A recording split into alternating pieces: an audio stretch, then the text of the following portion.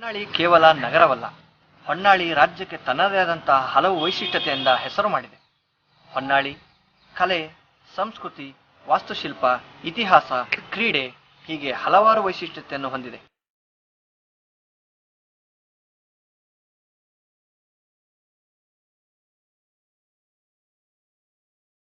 ದಾವಣಗೆರೆ ಜಿಲ್ಲೆಯ 6 ತಾಲೂಕುಗಳಲ್ಲೊಂದಾದ ಹೊನ್ನಾಳಿ ಪಟ್ಟಣವು ಕರ್ನಾಟಕದ ಮಧ್ಯಭಾಗದಲ್ಲಿದೆ.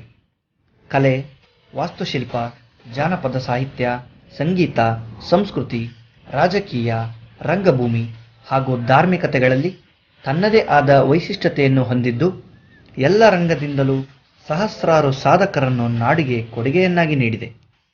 ಈ ಹೆಮ್ಮೆ ಹೊನ್ನಾಳಿಯ ಮಣ್ಣಿಗಿದೆ. ಇಲ್ಲಿನ ಕಣಕಣದಲ್ಲೂ ಆಧ್ಯಾತ್ಮಿಕತೆ ಇದೆ. ಇಲ್ಲಿ ಸರ್ವಧರ್ಮಗಳು ಸಹಬಾಳ್ವೆಯಿಂದ ಜೀವಿಸುತ್ತಿರುವುದು ಹೊನ್ನಾಳಿಗೆ ಕಳಸಪ್ರಾಯವಾಗಿದೆ.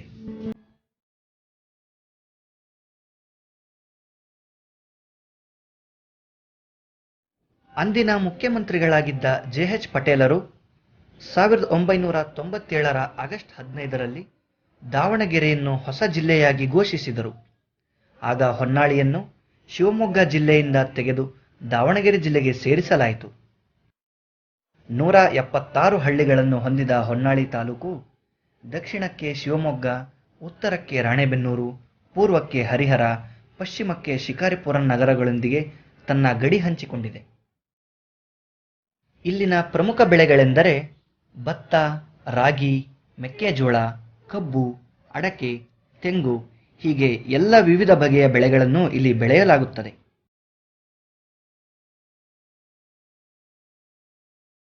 ಪಟ್ಟಣಕ್ಕೆ ಹೊಂದಿಕೊಂಡಂತೆ ತುಂಗಭದ್ರಾ ನದಿಯು ಹರಿಯುತ್ತಿದೆ. ಪವಿತ್ರ ತುಂಗಭದ್ರೆಯ ತಟದಲ್ಲಿಯೇ ಶ್ರೀ ರಾಘವೇಂದ್ರ ಸ್ವಾಮಿಗಳೇ ಸ್ವತಃ ಸ್ಥಾಪಿಸಿದರೆಂದು ಹೇಳಲಾಗುವ ಸುಂದರ ಪ್ರಶಾಂತ ಬೃಂದಾವನವಿದೆ.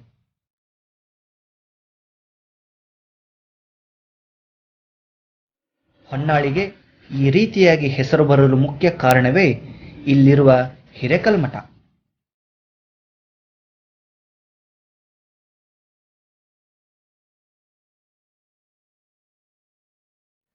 ಶ್ರೀ ಜಡೆಯಶಂಕರ ಶಿವಾಚಾರ್ಯರೆಂಬ ಸ್ವಾಮಿಗಳು ತಮ್ಮ ಶಿಷ್ಯರೊಂದಿಗೆ ಶ್ರೀಮದ್ ರಂಭಾಪುರಿಗೆ ತೆರಳುವಾಗ ಮಾರ್ಗ ಮಧ್ಯದಲ್ಲಿ, ಅಂದರೆ ಈಗಿನ ಹೊನ್ನಾಳಿಯ ಹತ್ತಿರ ವಿಪರೀತ ಮಳೆಯಿಂದ ತುಂಗಭದ್ರಾ ನದಿಯು ತುಂಬಿ ಹರಿಯುತ್ತಿರುವುದನ್ನು ಕಂಡ ಸ್ವಾಮೀಜಿ ಅಲ್ಲಿದ್ದ ಅಂಬಿಗನನ್ನು ನದಿ ದಾಟಿಸುವಂತೆ ಕೇಳಿಕೊಳ್ಳುತ್ತಾರೆ. ಆಗ ಆತ ನದಿಯು ಪ್ರವಾಹ ಮಟ್ಟ ಮೀರುವುದರಿಂದ ನನ್ನಿಂದ ಅಸಾಧ್ಯವೆಂದಾಗ ಸ್ವಾಮಿಗಳು ತಮ್ಮ ಬಳಿಯಿದ್ದ ಕಂಬಳಿಯ ಸಹಾಯದಿಂದ ತಮ್ಮ ಶಿಷ್ಯ ಬಳಗದೊಂದಿಗೆ ಕಂಬಳಿಯ ಮೇಲೆಯೇ ಕುಳಿತು ನದಿ ದಾಟುತ್ತಾರೆ.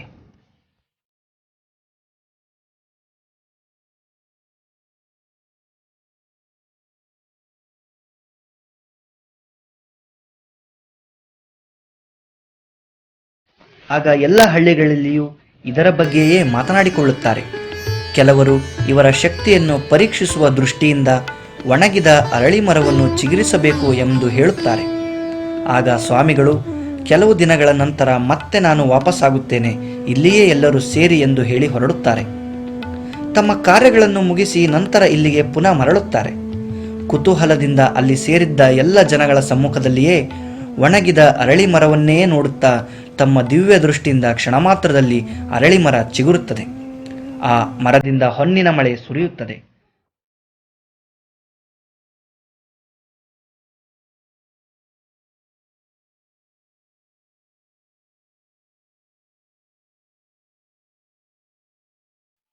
ಆಗ ಎಲ್ಲರೂ ಅವರಿಗೆ ತಲೆಬಾಗಿ ನಮಿಸುತ್ತಾರೆ. ಅಲ್ಲಿಯವರೆಗೆ ಬಿದಿರಹಳ್ಳಿ ಎಂದಿದ್ದ ಗ್ರಾಮವು ಹೊನ್ನರಳಿ, ನಂತರ ಹೊನ್ನಾಳಿ ಎಂದಾಗಿ ಕರೆಯಲ್ಪಡುತ್ತದೆ. ನಂತರ ಇಲ್ಲಿ ಮಠವೊಂದು ನಿರ್ಮಾಣವಾಗುತ್ತದೆ. ಕಾಲಾನಂತರ ಈ ಮಠವು ಹಿರೇಕಲ್ಮಠವೆಂದು ಪ್ರಸಿದ್ಧಿಯಾಗಿ ದೇಶದ ಎಲ್ಲ ಭಾಗಗಳಲ್ಲಿಯೂ ಮಠಕ್ಕೆ ನಡೆದುಕೊಳ್ಳುವ ಭಕ್ತರು ಹೆಚ್ಚಾಗುತ್ತಾರೆ. ಈ ಮಠವು ಚನ್ನಪ್ಪ ಸ್ವಾಮಿ ಮಠವೆಂದೇ ಪ್ರಸಿದ್ಧಿಯಾಗಿದೆ.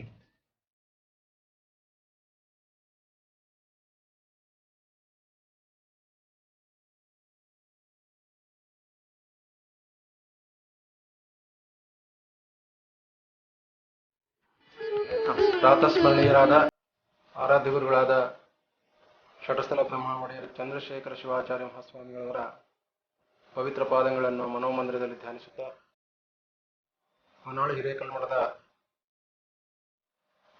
ಭವ್ಯ ಪರಂಪರೆ ಅತ್ಯಂತ ಮಹತ್ವಪೂರ್ಣವಾಗಿರುತ್ತದೆ. ಶ್ರೀಮಠದ ಮೂಲ ಸ್ಥಾಪಕರು ಶ್ರೀಶೈಲ ಜಗದ್ಗುರು ಜಡೇಶಂಕರ ಶಿವಾಚಾರ್ಯ ಭಗವತ್ಪಾದರು. ಒಂದು ಐತಿಹಾಸಿಕವಾಗಿರುವಂತಹ ಹಿನ್ನೆಲೆಯುಳ್ಳಂತಹ ಶ್ರೀಮಠ ಆ ಜಗದ್ಗುರು ಜಡೇಶಂಕರ ಶಿವಾಚಾರ್ಯ ಭಗವತ್ಪಾದರ ತರುವಾಯ ಅವರ ಶಿಷ್ಯಂದಿರಾದಂತಹ ಚನ್ನಪ್ಪ ಸ್ವಾಮಿಗಳವರು, ಚನ್ನಮಲ್ಲಿಕಾರ್ಜುನ ಶಿವಾಚಾರ್ಯರು ಅತ್ಯಂತ ಮಹಾಮಹಿಮಾನ್ವಿತರು. ಪೂಜ್ಯ ಜಗದ್ಗುರುವವರ ಪರಮ ಕೃಪೆಯನ್ನು ಪಡೆದುಕೊಂಡಂತಹ ಪೂಜ್ಯರು ಶ್ರೀಮಠದ ಸರ್ವಾಂಗೀಣ ಅಭಿವೃದ್ಧಿಗಾಗಿ ತಮ್ಮನ್ನೇ ತಾವು ತೊಡಗಿಸಿಕೊಳ್ತಾರೆ. ಪ್ರಾರಂಭದಲ್ಲಿ ಶ್ರೀಮಠದ ಕಟ್ಟಡವನ್ನು ಮಾಡ್ತಾರೆ. ಅದೇ ರೀತಿಯಾಗಿ ಗುರುಮಠ, ಕರ್ತೃಗದ್ದಿಗೆ ಮಠವನ್ನು ನಿರ್ಮಾಣ ಮಾಡ್ತಾರೆ. ಅನೇಕ ಭಕ್ತಾದಿಗಳಿಗೆ ಅವರವರ ಸಂಕಲ್ಪಾನುಸಾರವಾಗಿ ಅವರ ಇಷ್ಟಾರ್ಥಗಳನ್ನು ನೆರವೇರಿಸ್ತಾರೆ. ಶ್ರಮಕ್ಕೆ ತಕ್ಕ ಪ್ರತಿಫಲವನ್ನು ಕೊಡುವಂತಹ ಶ್ರೀಮಠ ಅಂದು ಇತ್ತು, ಇಂದಿಗೂ ಕೂಡ ಮುಂದುವರೆದುಕೊಂಡು ಬಂದಿದೆ. ಈಗಾಗಲೇ ಶ್ರೀಮಠದ ಅಧಿಕಾರವನ್ನು ವಹಿಸಿಕೊಂಡಿರುವಂತಹ ಅನೇಕ ಪೂಜ್ಯರು ಶ್ರೀಮಠದ ಕರ್ತೃಗದ್ದಿಗಳಾಗಿ ನಿರ್ಮಾಣಗೊಂಡಿದ್ದಾರೆ. ಹಾಗೆಯೇ ನಮ್ಮ ಚನ್ನಪ್ಪ ಸ್ವಾಮಿಗಳವರಿಂದ ಹಿಡಿದು ಪೂಜ್ಯ ಒಡೆಯರ್ ಚಂದ್ರಶೇಖರ ಶಿವಾಚಾರ್ಯ ಮಹಾಸ್ವಾಮಿಗಳವರೆಗೆ 16 ಜನ ಗುರುಗಳು ಈ ಮಠದ ಅಧಿಕಾರವನ್ನು ನಡೆಸಿದ್ದಾರೆ. ಹಾಗೆಯೇ ನಮ್ಮ ಹಿಂದಿನ ಗುರುಗಳಾಗಿರುವಂತಹ ಪೂಜ್ಯ ಒಡೆಯರ್ ಚಂದ್ರಶೇಖರ ಶಿವಾಚಾರ್ಯ ಮಹಾಸ್ವಾಮಿಗಳವರು 16ನೇ ಗುರುಗಳು. ಈ ಒಂದು ಭಾಗಕ್ಕೆ ಅವರು ಪಟ್ಟಾಧಿಕಾರವನ್ನು ವಹಿಸಿಕೊಂಡಾಗ ಶಿಕ್ಷಣಕ್ಕೆ ಒತ್ತು ಕೊಟ್ಟು ಶಿಕ್ಷಣದ ಕ್ರಾಂತಿಯನ್ನೇ ಮಾಡಿ ಎಲ್ಲ ಜನರಿಗೆ ಶಿಕ್ಷಣ ದೊರೆಯುವಂತೆ ಮಾಡ್ತಾರೆ. ಹೊನ್ನಾಳಿ ಹಿರೇಕಲ್ಮಠಕ್ಕೆ ಸಹಸ್ರಾರು ವರ್ಷದ ಇತಿಹಾಸವಿದ್ದು, ಈಗಾಗಲೇ ಹಿರೇಕಲ್ಮಠದ ಅಭಿವೃದ್ಧಿಗಾಗಿ 16 ಗುರುಗಳು ತಮ್ಮ ಸೇವೆಯನ್ನು ಸಲ್ಲಿಸಿದ್ದಾರೆ. ಹೊನ್ನಾಳಿಯ ಹಿರೇಕಲ್ಮಠವು ಸಹಸ್ರಾರು ವಿದ್ಯಾರ್ಥಿಗಳಿಗೆ ಜಾತಿ ಭೇದವಿಲ್ಲದೆ ಅನ್ನದಾಸೋಹದೊಂದಿಗೆ ಜ್ಞಾನಾರ್ಜನೆಯನ್ನು ನಿರಂತರವಾಗಿ ನೀಡುತ್ತಿದೆ.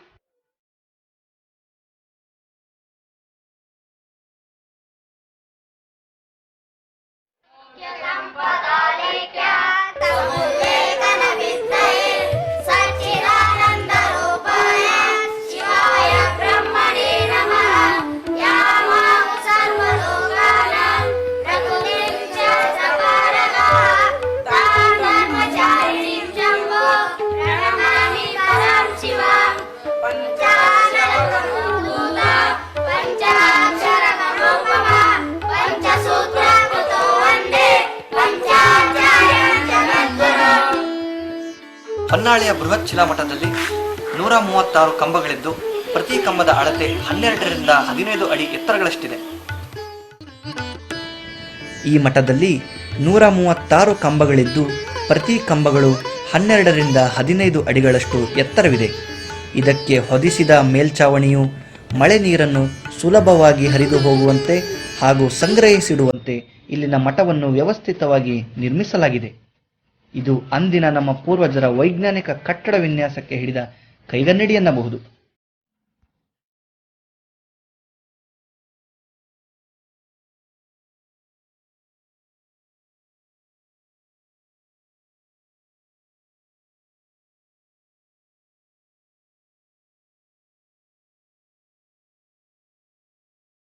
ಹೊನ್ನಾಳಿಯನ್ನು 10 ರಾಜಮನೆತನಗಳು ಆಳ್ವಿಕೆ ನಡೆಸಿವೆ. ಬನವಾಸಿ ಕದಂಬರು, ಬಾದಾಮಿ ಚಾಲುಕ್ಯರು, ರಾಷ್ಟ್ರಕೂಟರು, ಕಲ್ಯಾಣಿ ಚಾಲುಕ್ಯರು, ಸಾವಣರು ಆಳ್ವಿಕೆ ನಡೆಸಿದ್ದಾರೆಂದು ಅಭಿಪ್ರಾಯ ಪಡಲಾಗಿದೆ. ವಿಜಯನಗರದ ಅರಸರು, ನಂತರ ಬೆಳಗುತ್ತಿ ಅರಸರು, ಕೆಳದಿ ಅರಸರು, ಮೈಸೂರು ಒಡೆಯರು, ಜೊತೆಗೆ ವಿಜಾಪುರದ ಸುಲ್ತಾನರು, ನವಾಬರು, ಹೈದರಾಲಿಯು ತಾಲೂಕಿನ ಕೆಲ ಭಾಗಗಳಲ್ಲಿ ಆಳಿದ್ದಾರೆ.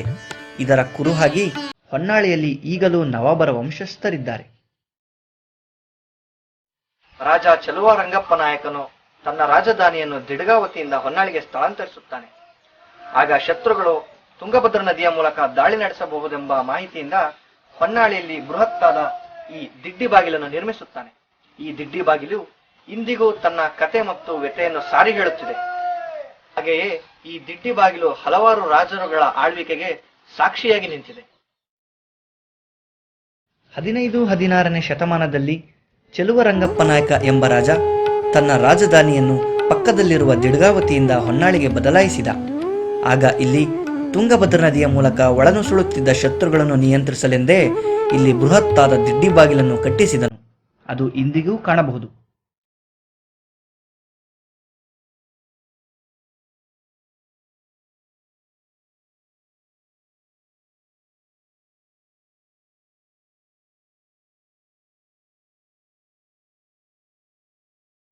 ರಾಜಾಡಳಿತ ನಂತರ ಬ್ರಿಟಿಷರು ಬಂದರು, ದೇಶದಲ್ಲಿ ಆಳ್ವಿಕೆ ನಡೆಸಿದರು. ಆಗಸ್ಟ್ 13, 1927ರಂದು ಗಾಂಧೀಜಿಯವರು ಇಲ್ಲಿನ ಪ್ರವಾಸಿ ಮಂದಿರದಲ್ಲಿ ಕೆಲ ಸಮಯ ತಂಗಿ ಸಾರ್ವಜನಿಕ ಭಾಷಣ ಮಾಡಿದರು. ಪಕ್ಕದಲ್ಲಿಯೇ ಹರಿಯುತ್ತಿದ್ದ ತುಂಗಭದ್ರಾ ನದಿ ಮತ್ತು ಹಸಿರಿನಿಂದ ಕೂಡಿದ ವಾತಾವರಣ ಕಂಡು ನನಗೆ ಸಬರ್ಮತಿ ಆಶ್ರಮ ನೆನಪಾಗುತ್ತಿದೆ ಎಂದಿದ್ದರಂತೆ. ಅಂದು ಇವರ ಜೊತೆ ಪತ್ನಿ ಕಸ್ತೂರಬಾ, ಮಹದೇವ ದೇಸಾಯಿ ಮತ್ತು ಹೊನ್ನಾಳಿಯ ನೂರಾರು ಸ್ವಾತಂತ್ರ್ಯ ಸೇನಾನಿಗಳು ಉಪಸ್ಥಿತರಿದ್ದರು.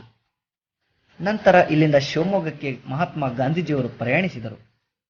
ಗಾಂಧೀಜಿಯವರ ಭೇಟಿಯ ನೆನಪಿಗಾಗಿ ನೂತನವಾಗಿ ಕಟ್ಟಲಾದ ಪ್ರವಾಸಿ ಮಂದಿರದಲ್ಲಿ ಗಾಂಧೀಜಿಯವರ ಕಂಚಿನ ಪ್ರತಿಮೆಯನ್ನು ನಿರ್ಮಿಸಲಾಗಿದೆ.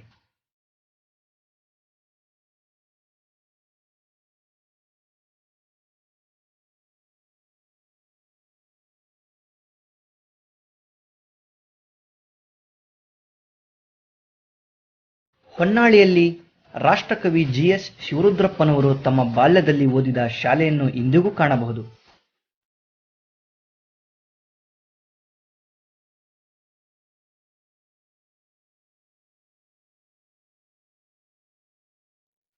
ಅಷ್ಟೇ ಅಲ್ಲದೆ ಶತಕದ ಸಂಭ್ರಮದಲ್ಲಿರುವ ಆಕರ್ಷಕವಾದ ಮತ್ತು ಬೃಹತ್ತಾದ ಸೇತುವೆಯೊಂದಿದೆ. ಇದನ್ನು 1922ರಲ್ಲಿ 3.28 ಲಕ್ಷ ವೆಚ್ಚದಲ್ಲಿ ತುಂಗಭದ್ರಾ ನದಿಗೆ ಅಡ್ಡಲಾಗಿ ಕಟ್ಟಲಾಗಿದೆ.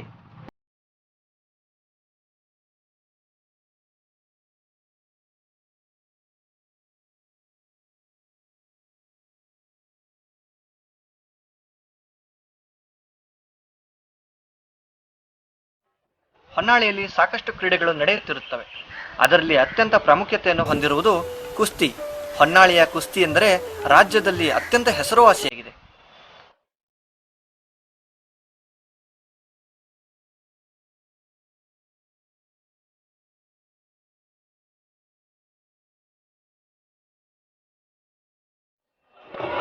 ಪ್ರಸಿದ್ಧಿಗೆ ಕೆಂಚ 500 ರೂಪಾಯಿ, 500 ರೂಪಾಯಿ ಪ್ರಸಿದ್ಧಿಗೆ ಆಡ್ಬೋದು.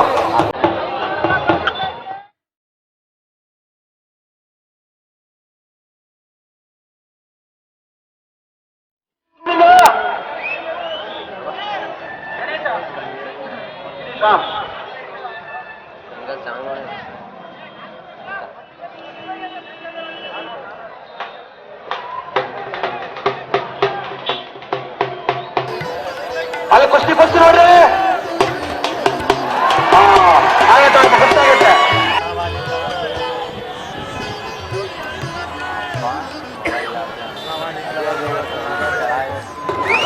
ಭಾರಿ ಕುಸ್ತಿ.